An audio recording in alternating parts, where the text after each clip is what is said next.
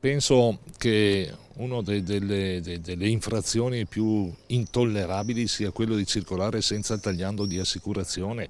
Capita un incidente, vediamo che capitano, insomma sapere che chi è vittima dell'incidente non possa essere ristorato dall'assicurazione secondo me non è assolutissimamente da perdere di vista, da perdonare o da lasciar correre. C'è chi la chiama tolleranza zero, di fatto quella attuata nell'ultima settimana dalla Polizia Locale di Castelfranco Veneto è una stretta che riguarda soprattutto le infrazioni più gravi. Attraverso il nuovo sistema mobile di targa system installato sulle vetture della municipale sono stati beccati i conducenti alla guida con patente revocata, vetture prive di assicurazione o sottoposte a sequestro, e c'è chi la patente proprio non ce l'aveva. Alla fine il comando di Via Venale in 7 giorni ha sequestrato 10 vetture per la confisca.